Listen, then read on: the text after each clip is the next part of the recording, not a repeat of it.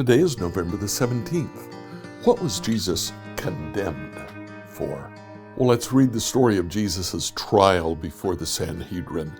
We're going to read Mark chapter 14, 53 to 65. They took Jesus to the high priest, and all the chief priests, the elders, and the scribes were assembled. Peter had followed him at a distance, right into the courtyard of the high priest. He was sitting with the guards, warming himself at the fire. Now the chief priests and the whole council were looking for testimony against Jesus to put him to death. They found none.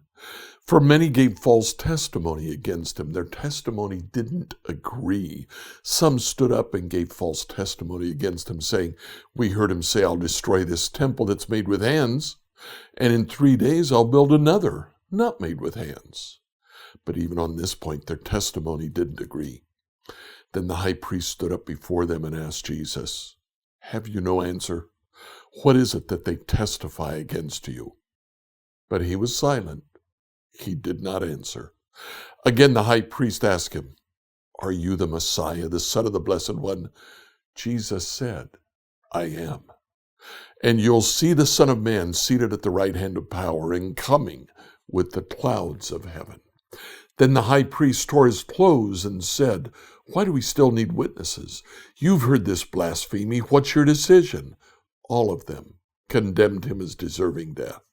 Some began to spit on him, to blindfold him, to strike him, saying to him, "Prophesy." The guards also took him and beat him. So Jesus stands before the Sanhedrin.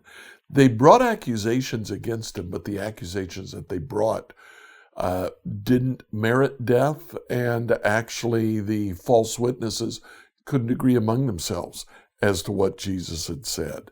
He just refused to answer them. Finally, the chief priest asked the question, "Are you the Messiah?"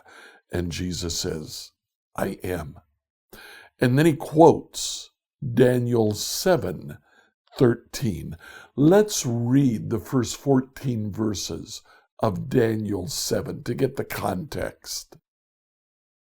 Daniel 7, verses 1 through 14, New Revised Standard Edition. In the first year of King Belshazzar of Babylon, Daniel had a dream and visions of his head as he lay in bed. Then he wrote down the dream. I, Daniel, saw in my vision by night the 4 winds of heaven stirring up the great sea, and 4 great beasts came up out of the sea, different from one another. The first was like a lion and had eagle's wings. Then, as I watched, its wings were plucked off, and it was lifted up from the ground and made to stand on 2 feet like a human being, and a human mind was given to it. Another beast appeared, a second one, that looked like a bear. It was raised up on one side, had 3 tusks in its mouth among its teeth, and was told, "Arise, devour many bodies." After this, as I watched, another appeared like a leopard. The beast had 4 wings of a bird on its back and 4 heads, and dominion was given to it. After this I saw in the visions by night a 4th beast, terrifying and dreadful and exceedingly strong. It had great iron teeth and was devouring, breaking in pieces, and stamping what was left with its feet. It was different from all the beasts that preceded it, and it had 10 horns. I was considering the horns when another horn appeared, a little one coming up among them. To make room for it, 3 of the earlier horns were plucked off by the roots. There were eyes like human eyes in this horn, and a mouth speaking arrogantly. As I watched, thrones were set in place, and an ancient one took his throne. His clothing was white as snow, and the hair of his head pure like wool. His throne was fiery flames, and its wheels were burning fire. A stream of fire issued and flowed out from his presence.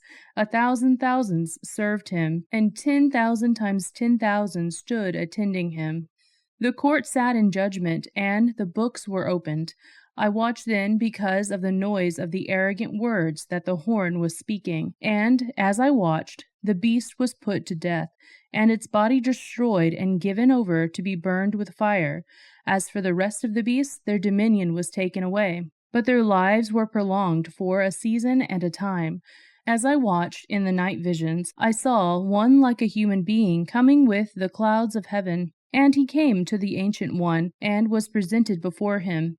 To him was given dominion and glory and kingship, that all peoples, nations, and languages should serve him. His dominion is an everlasting dominion that shall not pass away, and his kingship is one that shall never be destroyed. So the context of Daniel 7 is the final judgment. There are four beasts that come, the fourth being a horrible beast with ultimate power. Well, in Daniel's vision of the final judgment, that horrible beast is judged, condemned, and put to death. Then the Son of Man is crowned and exalted. Well, Jesus quotes this passage of the Son of Man's exaltation. The Sanhedrin cries out, "Blasphemy." The Son of Man is coming on the clouds. That's what Jesus quotes. Psalm 68:4 says, "Lift up a song to him who rides on the clouds." Jesus had frequently referred to himself as the Son of Man. He was obviously referring to himself here, saying the Son of Man rides on the clouds, even though he was quoting a scripture from the Old Testament. The chief priest said he is calling himself the Son of Man, riding on a cloud that only God can do. He is calling himself God. He tears his clothes, screams, "Blasphemy," and Jesus is condemned for claiming to be God. So what do we do about this today? Well, you know what? The chief priest was right. That was what Jesus was claiming. The difference being, he actually was God. The chief priest refused to recognize that. Make sure you recognize that Jesus is God today. Scripture reading from the New Revised Standard Version by Emily Herrera. If you like what you heard today, follow us.